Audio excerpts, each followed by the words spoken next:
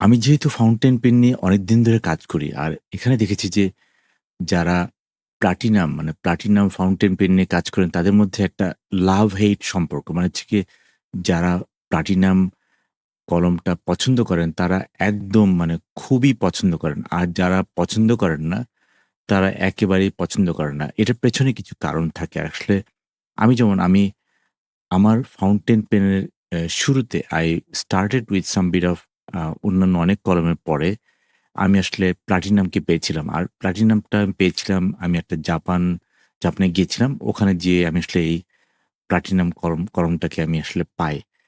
আর এই প্লাটিনাম কলমটা নিয়ে কাজ করতে গিয়ে বুঝলাম যে এটার পেছনে এই কোম্পানিটা এতই R&D করেছে, এবং এটা যেহেতু ১৯১৯ সালের কোম্পানি।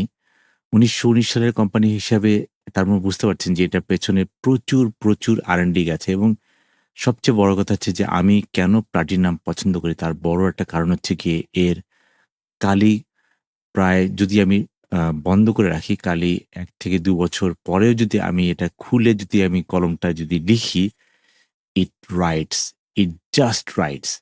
এই যে ব্যাপারটা যে আসলে প্লাটিনামের বিশেষ করে প্রেপিটা একটা সস্তা, এবং এর পেছনে বেশ কিছু R&D আছে, এবং এই R&Dর কারণে আমি দেখাবো যে আমি আসলে এখানে ২ টো কলম দেখাচ্ছি, এবং ২ টো কলমের মধ্যে ১ম কলমটা কিন্তু মিডিয়াম নিবে ছিল, এবং পরের কলমটা হচ্ছে গিয়ে ফাইন নিব। তো এই যে প্লাটিনাম এই প্রেপির পেছনে যে R&D তার মধ্যে সবচেয়ে বড় R&D টা হচ্ছে ওর ক্যাপে। স্লিপ ক্যাপ বলে এটাকে। স্লিপ ক্যাপ মানে হচ্ছে কি এটা আসলে কখনোই শুকাবে না। মানে এমনভাবে তারা তৈরি করেছে যে এটা কখনো শুকাবে না। ফাউন্টেন পেনের একটা বড় সমস্যা হচ্ছে কি এটা খুব তাড়াতাড়ি শুকিয়ে যায়।